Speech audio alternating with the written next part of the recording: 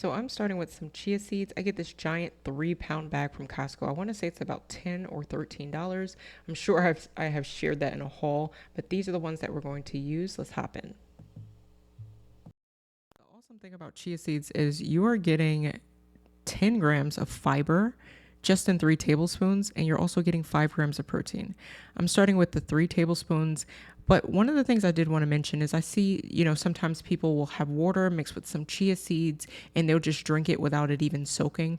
And you may want to stay away from doing that if you have a sensitive stomach, because as chia seeds soak up water, they're going to expand. And for some people, that can cause some just gastrointestinal discomfort or some gas. So the other reason why I like to soak them is because you are going to make the minerals and the proteins and everything in the chia seeds more bioavailable to your body, meaning your body will literally be able to absorb these nutrients that we're going for a lot easier, and we make it a lot easier to digest as well. I love adding things like cinnamon and ginger because ginger is amazing for our guts. It's amazing for so many things, but especially for our digestive system. I love adding ground cardamom. I just picked that up at Sprouts. I buy it from their bulk section. And I love adding cinnamon because it adds a little bit more fiber, but it also imparts just a natural sweetness without adding any additional sugar, and it just gives it a great flavor. So next up, I'm going to add some unsweetened coconut milk. You can use whatever milk you like. If you're dairy free, this is a great option if you can deal with coconut. If not, you could use something like an organic almond milk. Just look at your ingredients. This one, the ingredients are not perfect, but I really like this one. I like the flavor of it. So I'm going in with 3/4 of a cup, but I'm also going to show you what it looks like to use a little bit more so that you can see that you can really customize this and get the consistency that you like. I like to put this in the bowl and then I like to stir it, but I also like to just wait 5 minutes, 4 to 5 minutes. You don't have to be exact about this, but as those chia seeds sit, they're going to expand, but they're also going to clump together, and it's easier to mix when they start to just expand. So I'm going to stir that. I'm going to let it sit for 5 minutes. This is a great oatmeal is what I like to call it. So it's basically like an oatmeal or porridge without having any oats in it. I don't deal too well with oats first thing in the morning. So after 5 minutes, you see as it starts to clump together, I'm just going to give that a mix and make a little bit of a mess.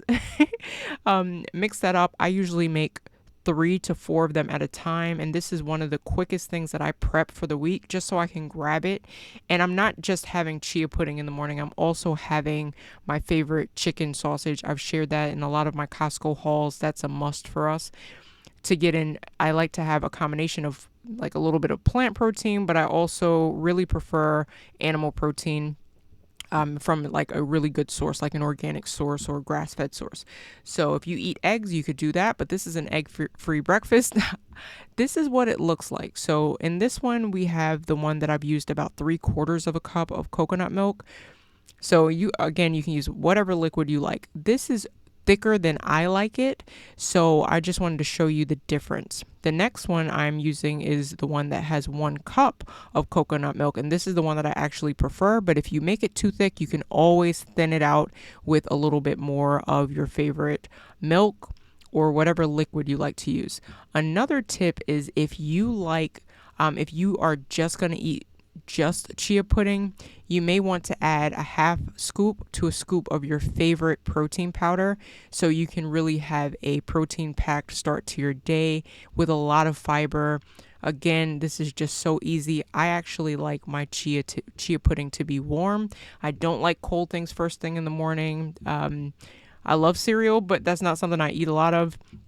But if you like cereal and you want to swap out for something that has a lot more fiber, and most people don't have allergies to chia pudding, but always, go with your gut on this.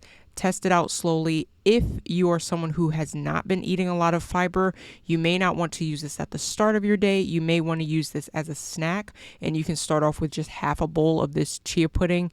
I'm going to show you what I like to do with this, and I absolutely love adding toppings to this. Let me show you what I like to use. Okay, so this is the consistency I like. I'm going to add that to my bowl, and remember I said I did not love cold chia pudding unless it's a dessert. I have a whole pink lady apple that I've just chopped up, and I've added a little bit of water to a pot. And I'm really just kind of just going to steam these apples. I'm going to add in some ginger. If you didn't add it to the base of your chia seed pudding, you could add it here or you could leave it completely out. But I like layers of flavor, so I want to give the apples a little bit more of this flavor as well. So I added a little bit of ground ginger. You could add a little bit of cinnamon here. I do that all the time.